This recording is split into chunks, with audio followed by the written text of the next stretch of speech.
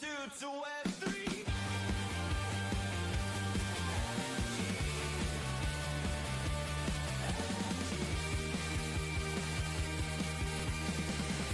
Hello everyone and welcome to LFG. I'm Ian Horne and today we're talking about FinTech B2B sales. I can't ever think about this topic without thinking about the B2B sales meme, but nonetheless, we're going to have a more substantial conversation today as I'm joined by Anthony Bream, Managing Director of Ribbit Consulting. Anthony, how are you doing? Good, Ian. Thank you. Welcome to my head office here down on the south coast of Emsworth. Yeah. A bit of a homecoming for you. Definitely, yeah. So welcome, and it's a pleasure to be here talking to you today. Brilliant. I'm really looking forward to getting into the FinTech side of this, but as you say, this is actually the town I grew up in. And secondly, I've done 2 in-person interviews now. They've both been at the person's house. And this isn't something I'm trying to do. I'm not trying to invite myself into people's houses. So just be aware of that. Unless you live in like the Maldives, Mauritius, Bali, in which case the Caribbean's fine as well. If that's you, invite me over and pay for my flight. We're all good. But it's not something I'm doing on purpose. Anyway, Anthony, it's great to be chatting with you about B2B sales. I mean, you describe yourself online as an AI-powered go-to-market and sales growth advisor. Yeah. That's quite a punchy title. What does it really mean? Break that down. Yeah, so that's a really good question. And by the way, it's milk and 1 sugar for his tea if he does come to your house. Cheers. Well, the reason that I kind of put AI-powered is because, look, you know, in my work, in my advisory capacity, I have to keep abreast of the industry trends. I have to keep abreast of what's impacting my clients now in the future.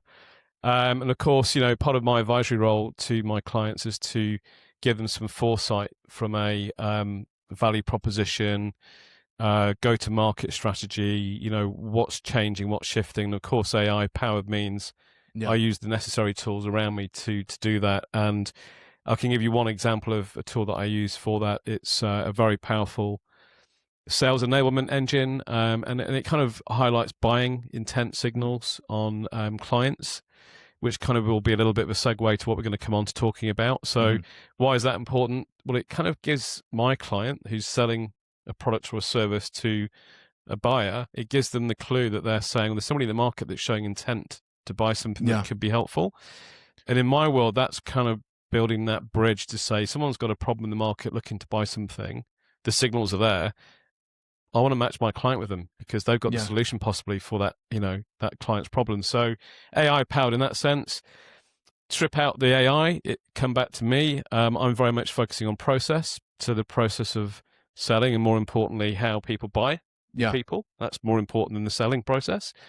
And I also look at the psychology of the buyer. So it's really important to get under the skin of the people that you're talking to.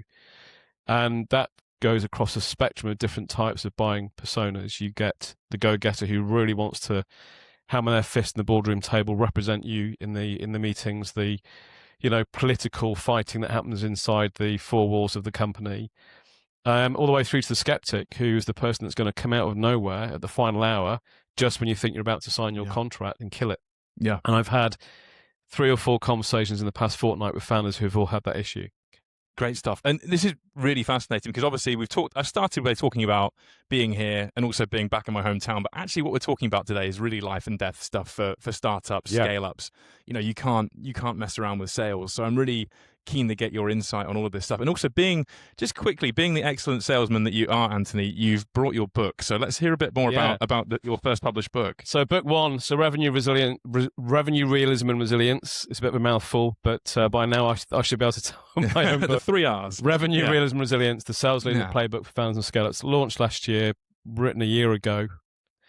And what I wanted to do there is to really help people understand this shift that's going on from a practical perspective, and the shift being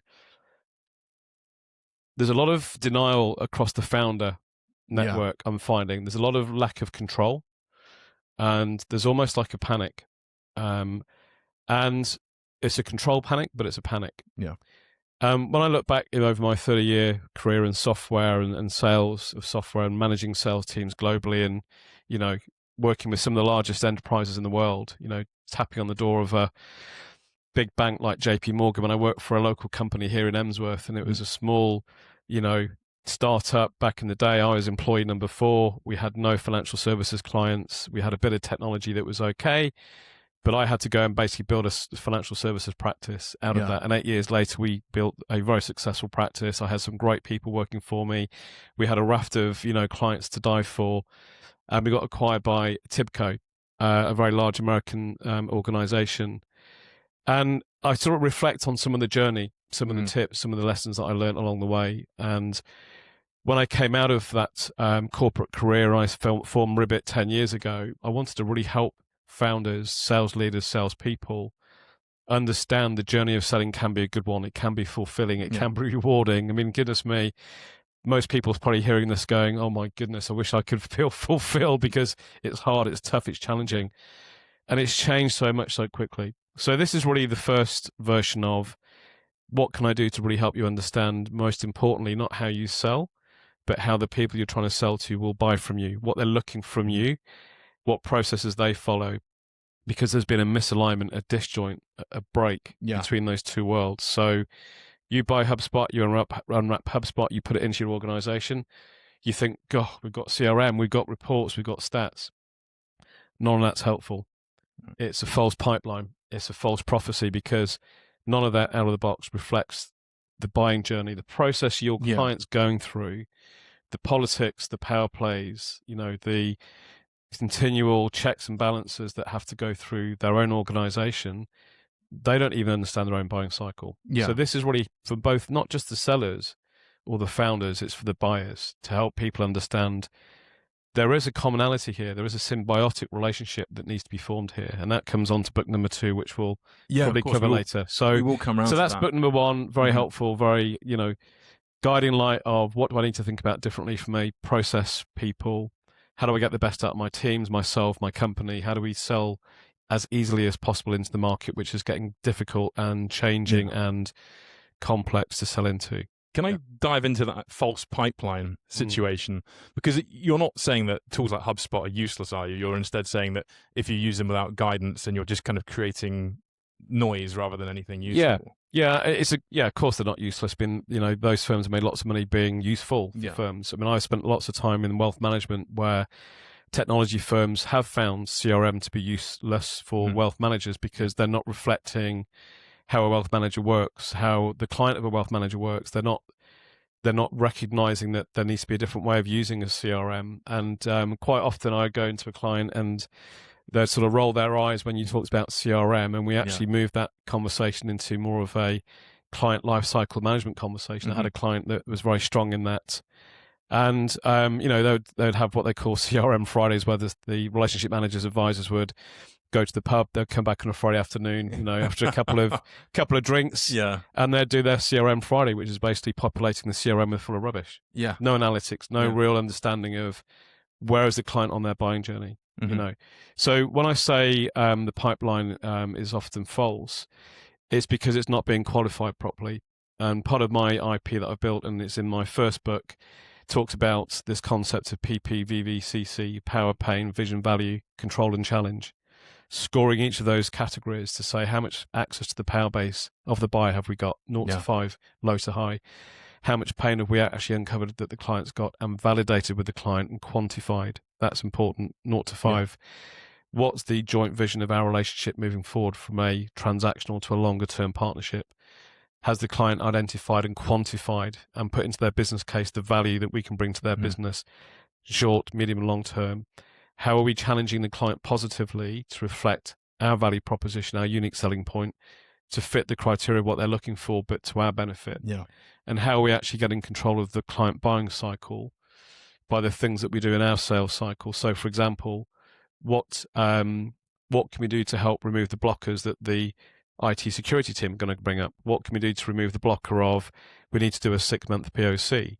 What can we do to remove the blocker of if you don't comply with NIST 2 and ISO 27001, then you can't even have this conversation? So preempting a lot of these blockers, but also what can we do to control the dialogue? Let's get the client in front of a reference of someone who's already worked with us, that's done it in a slightly different way. Let them talk to their peers about how they've benefited from what we do differently. So really thinking cleverly and out of the box about the things that you can do to control the dialogue with the client and have that level of control.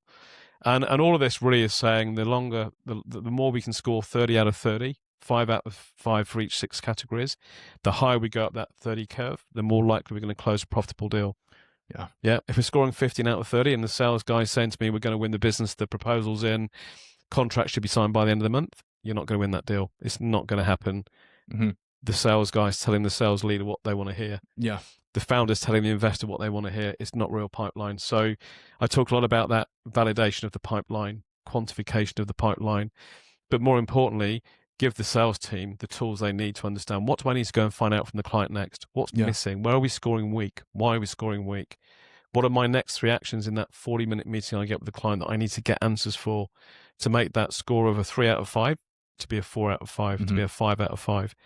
Then I can go, to bed at night feeling that I've done everything I can possibly can to be accurate in my forecasting and to be accurate in the way that I'm approaching the sort of relationship with my client. We're helping each other out here. This is a two-way street, not a one-way street.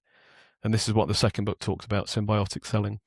Great stuff. And we will come into that. But you mentioned founders and leaders very briefly earlier. And they obviously have a huge role to play here, because you can fall into this trap where people on the sales team, as you say, are just doing what they think they need to do to show that they've been putting the hours in and they're doing the work, even if they're not necessarily securing the sales. Yeah. So I guess from the leadership perspective, what are the biggest strategic mistakes that you can make there in having, pipelines give you kind of false positives, we'll call them that? Yeah. I mean, leaders are in a tricky situation. I mean, I've dealt with companies and I've heard of colleagues that have been given the remit of, build the sales team, expand the sales team, shake the sales team up, and then they go to HR who say, well, this is a salary band within which you can recruit. Well, that's not enough to attract the best talent in the market. We're lowballing our talent exposure. So there's multiple issues there and challenges, but I think leaders, founders of firms, and I deal a lot with fintechs where there's great technology, great innovation, great people. I call it the founder's paradox. Yeah. And there's a lot of denial out there. There's a lot of, dare I say, arrogance. There's a lot of unknowns that they think they know. And when I wrote my first book, I did a lot of research, and I did some mentoring for an organization, an NGO called Be the Business, very strong UK representation for SMEs. They did some amazing research, and they found that in the G7 countries, the UK was performing the worst in terms of profit and productivity across SMEs. And the 4 reasons that they found were causing that deficiency were UK firms tend to not use the latest technology. UK firms tend not to train people up to the level of training that they need. UK firms don't use external advisors as much as other G7 countries do. Yeah. And that third one really resonated. They don't use external advisors, whereas other countries in the G7 do. And there's lots of people like me, like you and like me, that have knowledge, experience, know-how, connections, networks, an appetite to help people get the best for themselves, their companies, their people. And I think what's missing at the moment is, certainly in the UK, I do sit across founders who, are really in a sort of sense of denial. They think they've got control of their business from a sales perspective, but they haven't. Yeah. They will talk about big bank names. They'll talk about POCs. They'll talk about RFPs. They'll talk about the kind of metrics that make them feel that they're doing the right thing. But ultimately, they're not in control of their sales pipeline. They're not in control of their sales team. They're often the sellers of their business to the buyer. They often try and sell to their mates who they worked with before. Mm-hmm. And 6 months down the line, they'll be sitting there going, where did it all go wrong? Why aren't we in at the big bank that I used to work with? Because my mates are still working there and suddenly they've gone quiet on me. Mm-hmm. I was sat with a founder this week who's apparently got the best technology in that space that they're working on. They've only been in business for 4 weeks. They got their funding 4 weeks ago. And I said, look, let's start with the end in mind. One of my big mantras, start with the end in mind. Where do you want to be in 3 years? What's the outcome of the business? We want to sell, we want to exit. Okay, how are you going to get there? What are the things that you need to get right? Sales engine, marketing, messaging, product development. And he actually sat there and said to me, we could sell this company tomorrow and exit if we wanted to, because we're building the best product. Yeah. I kind of nearly fell off my chair. Yeah. Right. And I sort of said, well, look, how's that being validated? That statement's quite a strong one. Mm-hmm. How's it being validated? Well, we're doing a POC with a bank that I used to work at, and it's a big bank. But then the more I dived into it, it was like, yeah, but there is a bit of a challenge because the security protocols that we built into our platform are different than the bank's security protocols. Ours are better. The banks aren't as good, but they're the protocols that we need to fit within, and we don't do that right now. So that's a lot of work. And, we kind of walked around that topic a lot, and I said, well, there's no validation about that statement. So that's kind of an example of where I'm seeing a little bit of denial, a little bit of arrogance, a little bit of, masking the kind of nervousness behind the investors asking the question about who are you actually selling to? Where does the next deal come from? Why is it taking longer to get those deals closed? Yeah. That's where I think people need to start to reach out and look for the advice from the external market. If the G7 companies are doing better than the G7 ones in this country, in our country, there's obviously a problem. Yeah. And that problem needs to be addressed. So I'm not kind of portraying that founders are kind of in denial of their own business strategy. I just think they need to think carefully and look carefully where they get their best advice from. Yeah. And I see a lot of uncertainty in that area of leaders, and that's what I'm trying to address by writing these books, by helping people understand what could be different, what does better look like. And I'm working hard like you do to go and try and, spread the word. And some people get it and some people don't. To very quickly answer your question, the leaders that I've worked with that I think are the best types of leaders who are most likely to be successful, they're the ones who are most curious about their business, about the market, about themselves. Curiosity often results in questions. Whereas if I'm being talked at by a founder and told how good they are and they're not asking questions, there's a little bit of a red flag flying there for me. So that's kind of a lesson that I've learned along the way. Yeah, and it seems like curiosity in every sense, really probing the feedback you're getting, even if it's what you want to hear.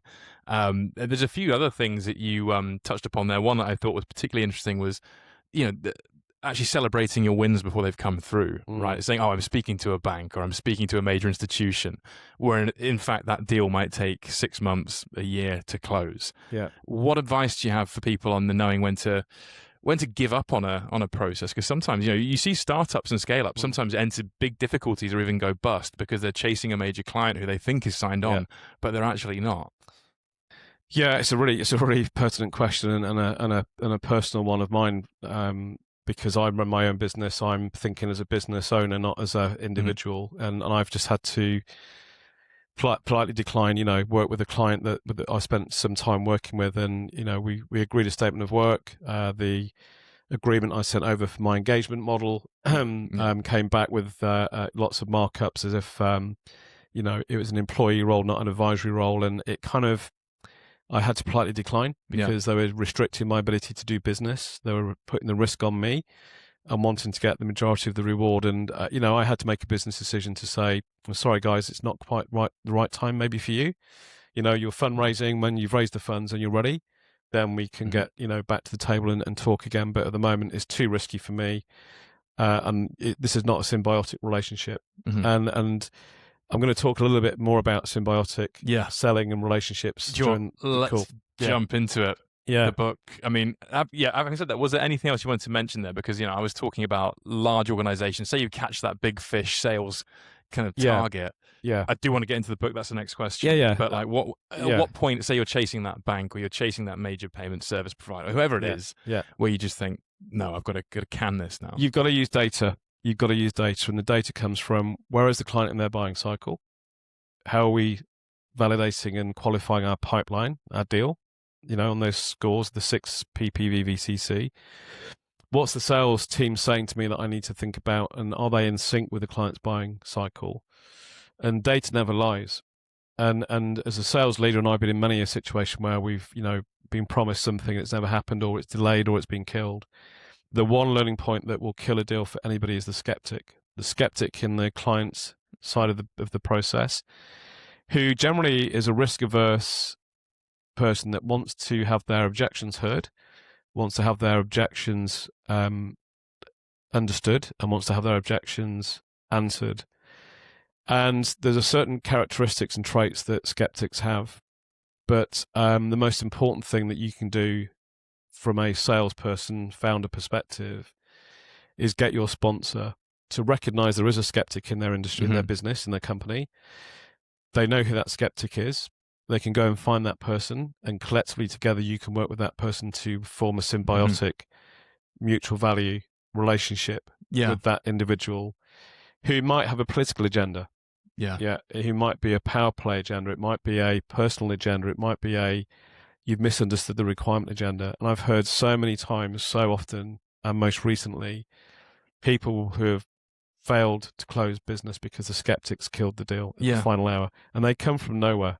You don't even know they exist, you know? Yeah. So qualify your sponsor and ask the sponsor, who is that skeptic? How do we engage with them?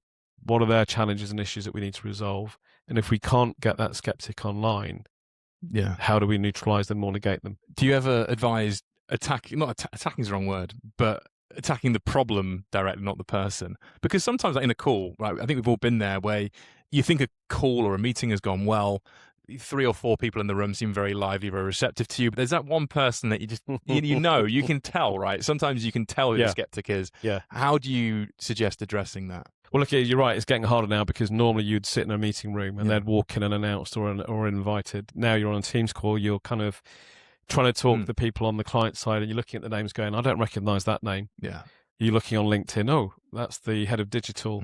Oh, didn't know they were being involved. Yeah. You know, what's their angle? So I was on a recent client call, perfect scenario, worth talking about, reflecting on, where the CTO for the client, the client side, as in the person that we're trying to sell to, was on the call. Now, the sponsor that we've been working with, who's very pro our proposition, very pro what my client can deliver, has a big problem to solve. This is a chief compliance officer, and had assembled his team and all the people that we've spoken with. We've built value. We've built mutual trust. We've built mutual value, symbiotic value. The CTO came online and he absolutely ripped the call apart. Right. Absolutely ripped the call apart. Now, of course, you do your homework, you know, and I knew that he was already working with a vendor.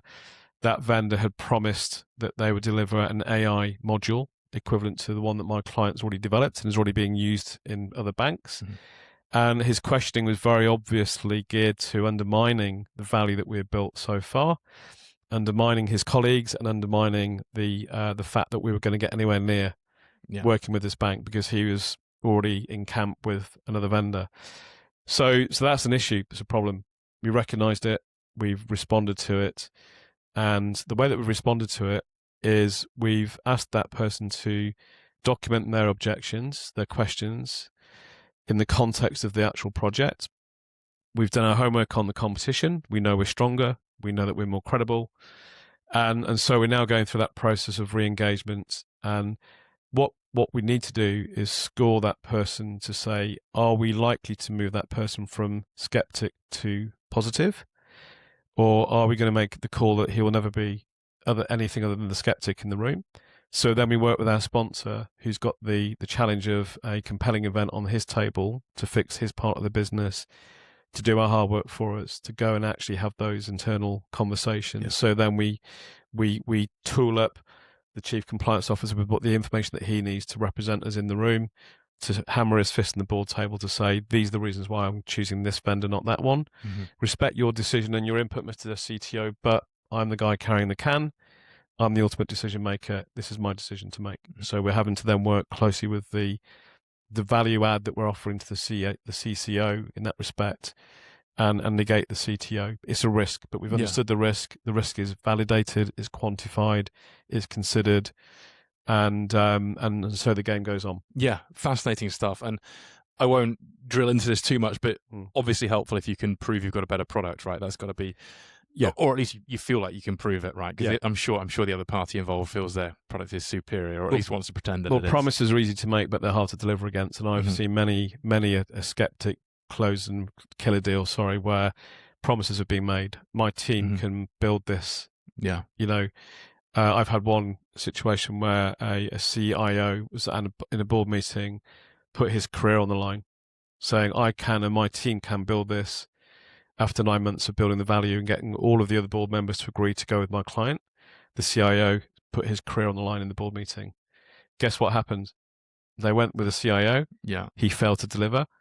That particular well-known UK wealth management company then couldn't provide access to their customers' digital portal, and they had to pay their high net worth individual clients 3 months worth of fees back in compensation because they weren't able to interact with their bank on a digital portal because it failed. Because that IT team that he was going to put his career on the line on failed to deliver, and it hurt the company. So wrong decision made. Skeptic won in that situation. Yeah.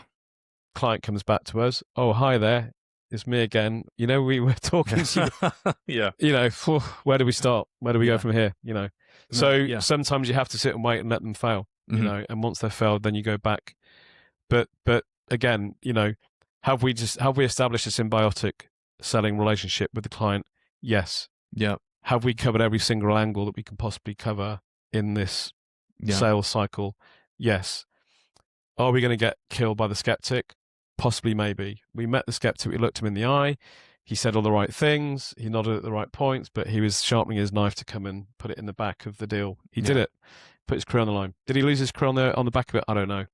You know. Yeah. But the bank failed. It was a reputational impact, a financial impact. And, you know, unfortunately, the only lesson to be learnt there is, you sit back and wait for them to come back to you. And then you've got a little bit more control in that ongoing negotiation. So, and over-promising is always going to lead to a bad result, you would assume, unless you can pull a rabbit out the hat. So be professional, be polite, outline your reasons to feel aggrieved, but also keep a bridge open to say, look, maybe the timing's not right now. And I always come back to this timing. You know, the example I just gave with the client that I've just politely said, not right now. Maybe because the timing's not right for you. The engagement model isn't symbiotic, right? Yeah. You get some funding, which you're going for. Maybe the timing's better because then I can feel that my value is being recognized. You're investing in me. We're investing in each other. It's not a one-way street. So that has to be the model that I think everyone's now thinking about. How do we actually create mutual trust and value? Because without that, it's just a transactional relationship and the world's moved on. Yeah. Transactions don't cure problems. Mutual value solves problems because everyone's, you know, got their hat in the ring. Everyone's invested in the right level of risk and reward. So there is definitely a new wave of buying behavior and a new wave of selling. It's gone from functional. You know, my database is quicker than your database from the 80s. It's gone from diagnostic. What's keeping you up awake at night, Ian? What's making you feel worried about your end of year bonus? You know, what's going wrong with the business? How do I help you? How do I sort of get my solution to fit your It's now symbiotic. How do we work together to build a mutual trust and a mutual value framework that we can all win from? That has to be the next wave of selling and buying. Exactly. And that, of course, as we can tell, Anthony is an experienced salesman. You'll have heard him say symbiotic 20, 25 times already. Yeah. The subject, the topic of your book is symbiotic sales, yes? Well, I mean, you know, I always feel a little bit like an influencer that I'm certainly not, because I'm far too old for that. I'm not on social media either. But look, I mean, I'm generally passionately trying to help an industry here. Yeah. I'm seeing the problems across the industry, right? And I was doing a little bit of research for the book, you know, and let me just quote. Yeah, go for it. Yeah. Right. Let's have some. Because this is where the rubber hits the road, right? You know. So this is research that came out of FinExtra Research, which is a respected leading independent newswire and information source for the FinTech community, who you and I work in closely. 70% of technology projects fail to meet their objectives, often causing firms 300% more than their initial budgets. That's a big number, two big numbers there. So what's causing that? And this is reflecting on last year, 25 to 26. Globally, failed transformation costs are estimated at $2.3 trillion a year. $2.3 trillion. AI failures. Financial institutions have invested over $100 billion in AI since 2020. 80% of these projects fail to generate significant ROI. Project write-offs. Financial institutions frequently write off at least one major IT project a year, with an average loss of $12.5 million per project. Software waste. Approximately 67% of investment banks waste over £1 million of their annual software budget on underutilized or failed unused solutions. Legacy system burden. Banks are spending billions maintaining legacy So UK banks alone are set to spend £3.3 billion in 2026 to maintain outdated core banking systems.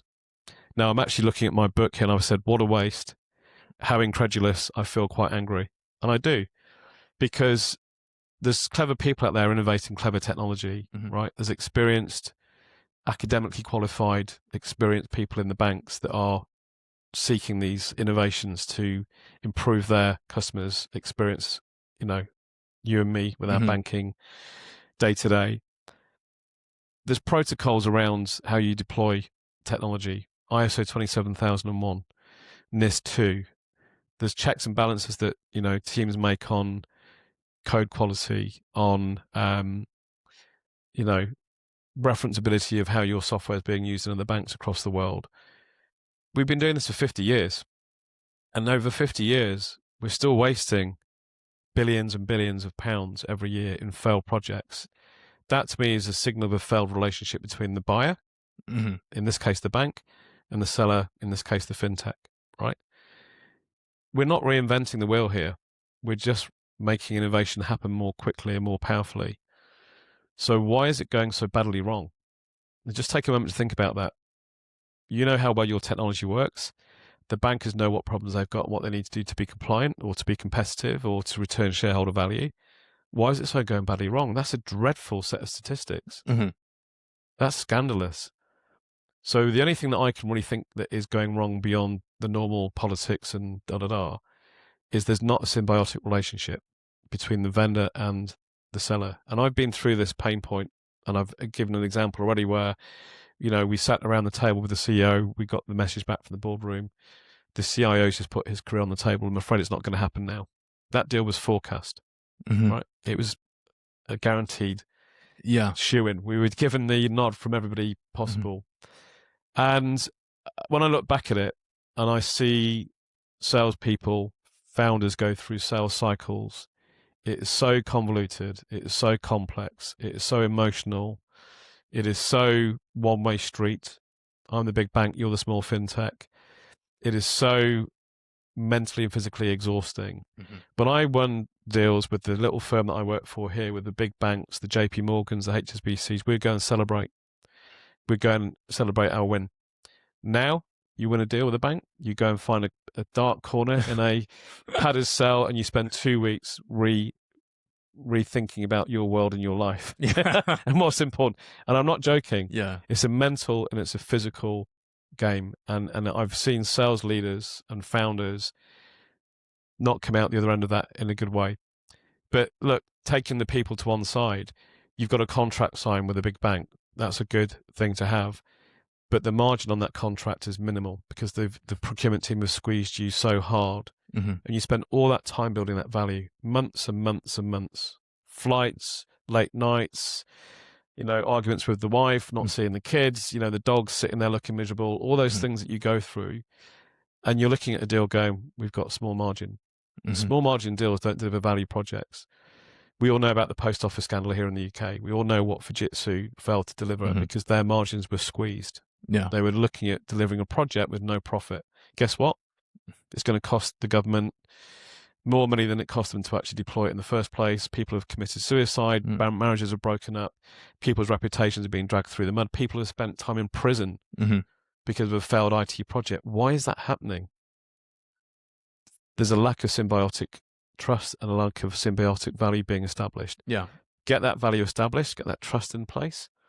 We are on the journey of delivering a project post-contract together. And that journey should be easy, simple, rewarding, fulfilling, moving our business forward, not, causing $3.3 billion worth of wasted money.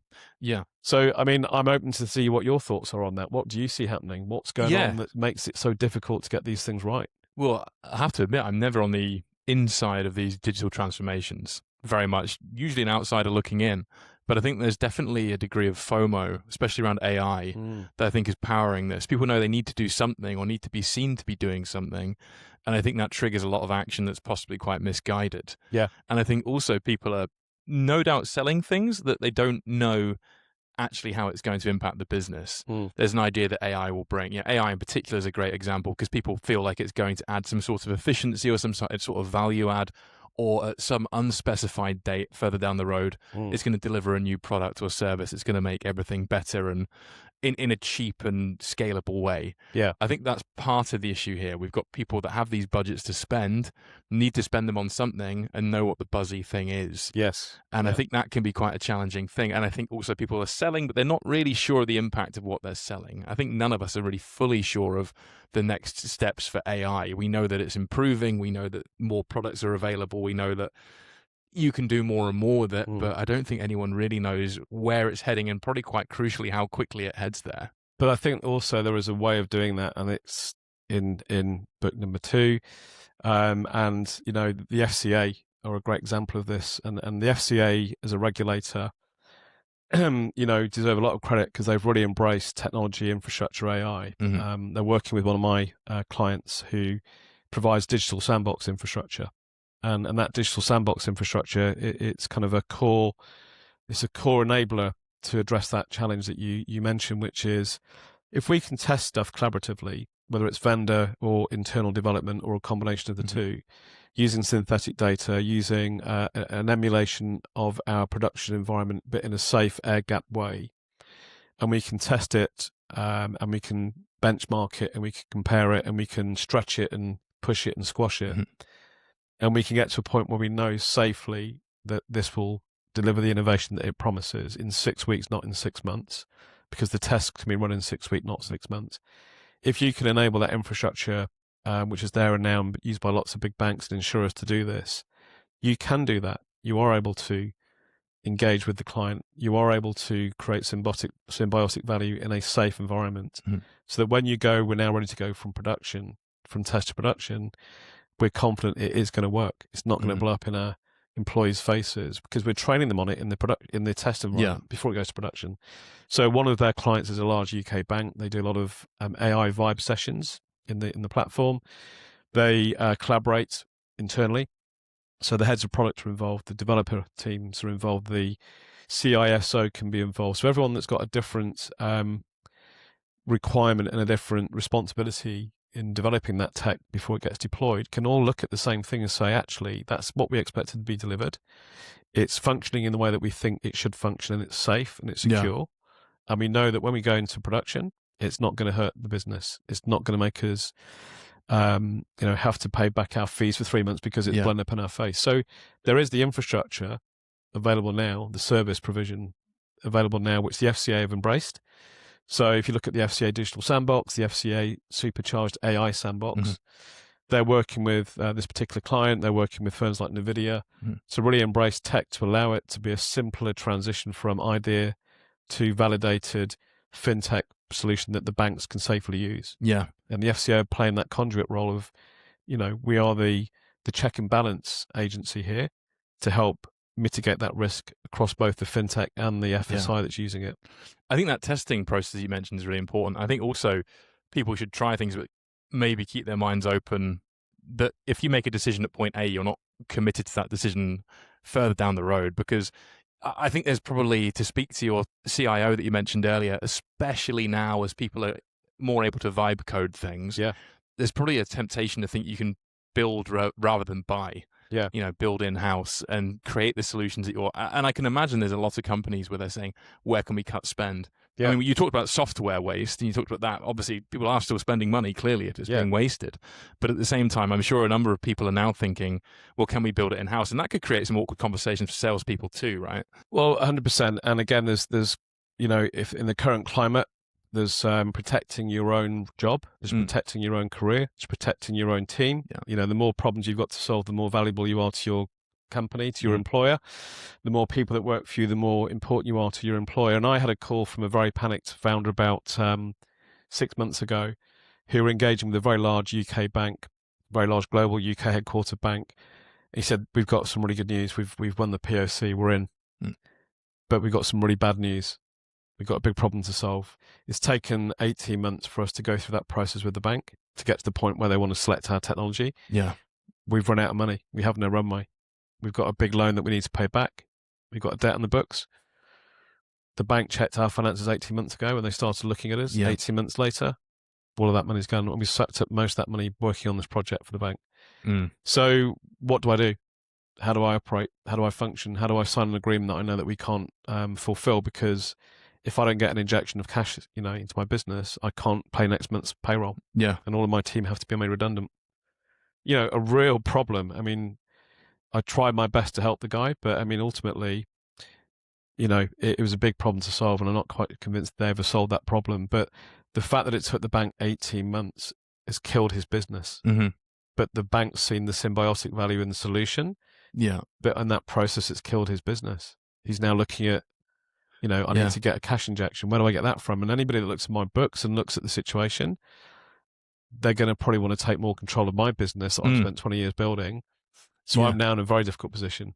And I would imagine as well, as we see the rush to get products to market and the increasing speeds at which things can be built, it's often not realistic to still have a competitive advantage for 18 months. No. The thing that was desirable then, 18 months down the line, do you still want that thing? I mean, 18 months is a long time, right? Yeah. In technology and in all walks of life. And what I do know what happened at the end of that. I mean, at the end, the bank actually ended up becoming an investor. They had to take an investment, had to take equity.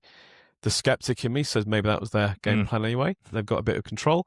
And with things like DORA, the Digital Operation Resilience Act, which is demanding that firms have better control oversight of their supply chain, maybe having an investment in your suppliers isn't a bad thing because it bankrolls them further. You're able to then continue making that symbiotic value relationship work. You maybe have development teams working together, product teams working together. But again, going back to this digital sandbox, it's a fundamental piece of kit that you can all work collaboratively on in a safe environment.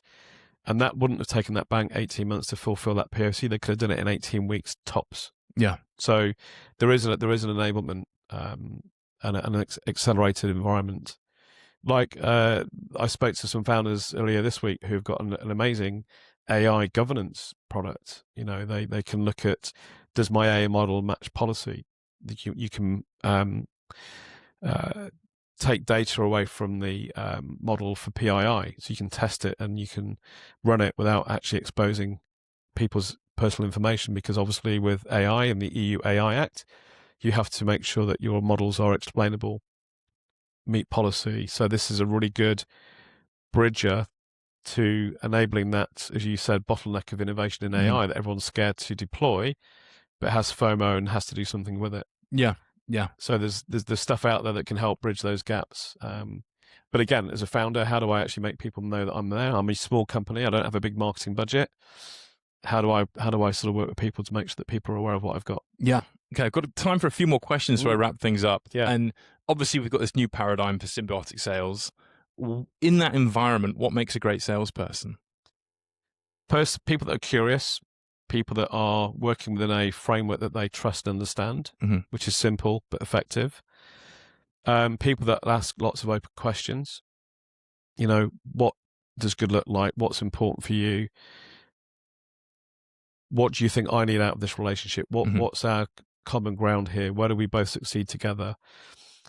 And when I was a sales guy, I used to go into my clients and say, do you know what your buying process looks like? And quite often they'd say, no, what are you talking about? Yeah. You're here to sell me stuff, not, So I'd actually get up and on the good old days of a whiteboard, I'd go and write PRINCE, prints. These are the 6 key stages of your buying cycle that you're involved in. And I had one guy, a senior guy, COO at Barclays, literally nearly fall off his cherry, went, I've never seen that process before, but I get it. I understand what we're doing now. I know where I fit. I've got people that are feeding me information that I need to act upon that trigger me in that process.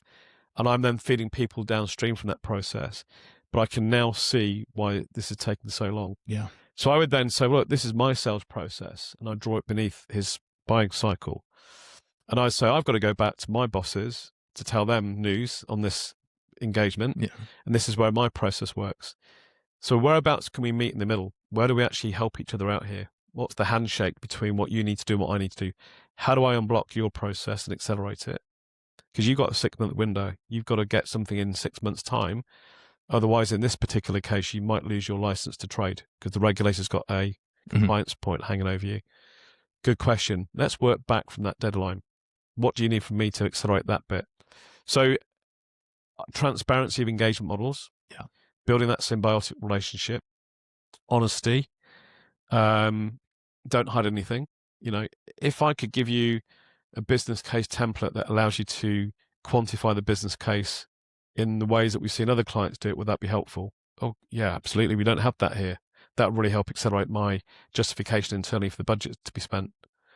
Okay, brilliant. So we've now got a symbiotic relationship. I've got a bit of control because you're dependent on me helping your buying cycle move forward. So I've got some control, going back to the PPVVCC. So, I mean, there are ways of doing it using a framework, a methodology, quantifying your pipeline qualification to make sure that you know where your gaps are, being honest with yourself and the people that are dependent on you from a forecasting perspective. Don't hide stuff, ask for help where you need it, but fundamentally get the map that you're both working towards between client and vendor, map out how you actually go from A to B, what's important for each other, quantify the value along the way, qualify, never stop qualifying, and find the skeptic. Yeah. Great stuff. And let's finish with growth. Obviously, the podcast called Let FinTech Grow. We've got to do growth. We've talked a lot about how things can reach kind of choke points, or how things can fall apart, or like you say, you meet the skeptic and the deal falls apart. But sometimes sales goes really well. And sometimes the sales team is crushing it, sales and revenue going through the roof. The question I have about that is, how can you manage that? If sales are going really well, how can you maintain that momentum? And secondly, how do you manage that momentum? Because actually sometimes there are unexpected challenges for a business from doing really well. Yeah, good question. And I was talking to a sales leader just recently who, funny enough, we did a podcast and we're now talking of how I can help her sales team. She's got 10 sales team members. And her comment was, well, 60% of them are demotivated, de-energized, kind of banging their head against the window. Yeah. 40% have come in, they're young, they're enthusiastic, but I feel that we're not able to give them the right level of support they need to be successful. This is a payments service provider, cross-border PSP, so quite a difficult industry, quite a commoditizing industry. If you look at the technology life cycle innovation curve from Geoffrey Moore, which is a big book that I've really sort of used as my guiding light, technology innovation starts on a bell curve and it ends on a bell curve. It goes through innovators, early adopters, the early majority, the late majority, and then the laggards that commoditize the technology, because that's just the nature of how technology evolves, right? So she wants support and help to re-energize and re-motivate her sales team. And, when I sort of talk to her about what's missing, methodology, framework, support, the CRM is overcomplicated, over-engineered. Sales meetings tend to be kind of like conversations, not facts. I don't have confidence that what I'm being told is forecastable. So, take the principles of what I've written about, what I advocate, what I consult around, what I advise on, give people something they can look at, give something people they can understand what I need to do next to help me be successful, get the best out of me. But also people are people and they need support. So coaching, advising, get people in from the outside in, going back to the B2 business, analysis of UK firms don't get external advisors in. We'll get people in that know how this works, get people in that can give a different view, a separate view, that can look at the deals you're working on and see the wood from the trees, because quite often you get so emotionally involved. And I've been in there, I've been in the weeds, you get lost. Get someone to look at the bigger picture. Have you thought about that? Why don't you do this? Have you found this? Have you wondered what that means? Have you validated that? Get facts on the table, remove the fiction, get the best out of people by supporting them personally, professionally, and from a process perspective. And the reason I've designed my methodology to be simple to remember, prints, is because, you've got to kiss lots of frogs to find the prints. And, it's a simple thing to go into a client to go, the client's at N, that's needs analysis, PPVVCC, we're scoring low on V and C. I need to go and think about how I can untap that, from a questioning perspective to get that score up. Well, I did training on Medic and Powerbase, and I felt, relieved as a sales guy back then that I had a diagnostic way of understanding a client's problems. It's brilliant. Give me a structure. But Medic's dead. Medic as a principle, as a methodology, is dead because it's just backward looking, it's lagging measures. So you've got to focus more on the leading measures. What's the forward looking view, not the rear view mirror from the car? Because I need to understand what I need to do next to move forward, not what I've done wrong and reverse back. that's hard to go back. It's easy to go forward. Yeah. Yeah. Can I finish on a cheeky point? Kush cam. You said you got to kiss a lot of frogs. Yeah. Your business is called Ribbit. 100%. Why is it called Ribbit? It's my kids' fault, who are no longer kids, they're adults. But we sat in the back of a car. We had a long journey for a sad reason. My mother had passed away, and we sat in the back of a car driving up from the south coast of Nottingham to positively distract my children from the sadness in the family. I said, right, guys, I'm ready to launch my own business.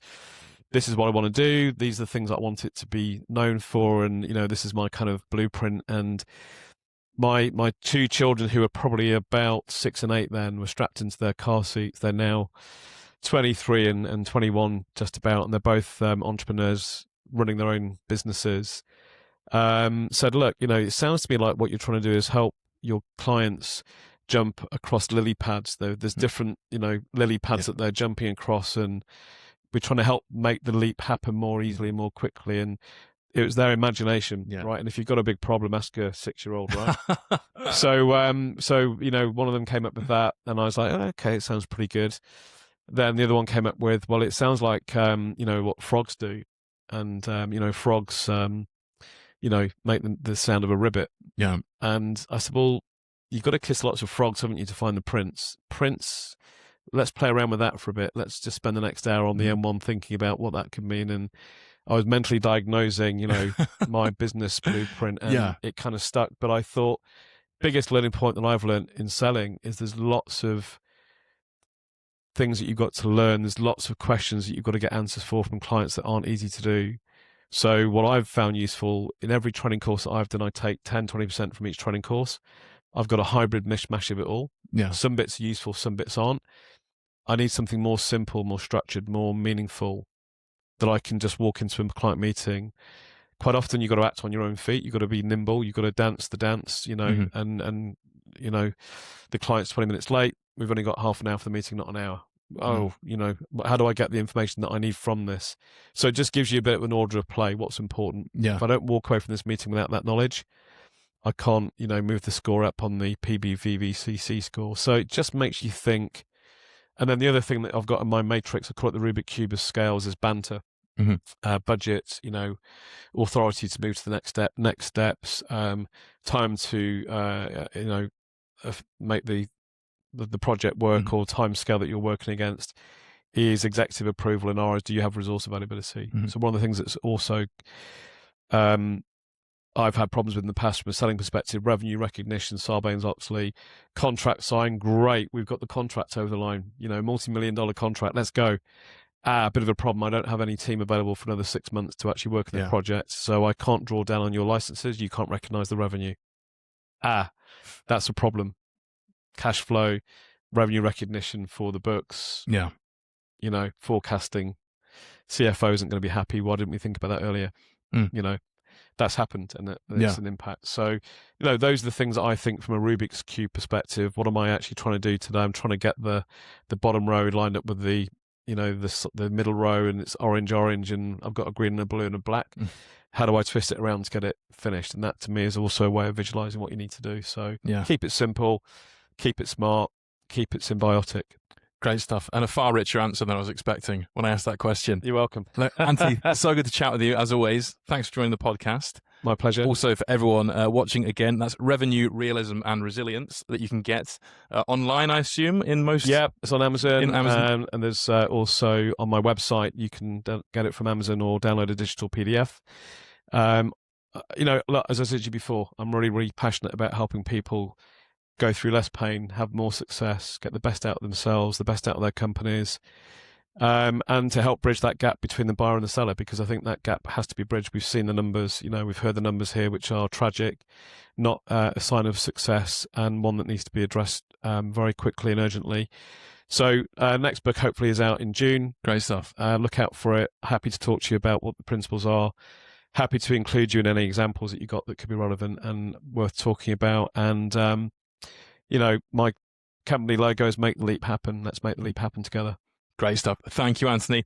And thank you to everyone who's listened to the podcast. I'm Ian Horne. This has been LFG.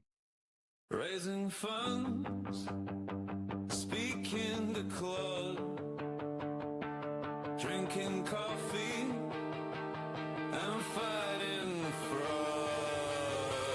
LFG, turn it up and come with me. Big move, natural synergy. Say it loud. LFG, roll up and listen in. Press play, chase the mystery. Ride that way from Web 2 to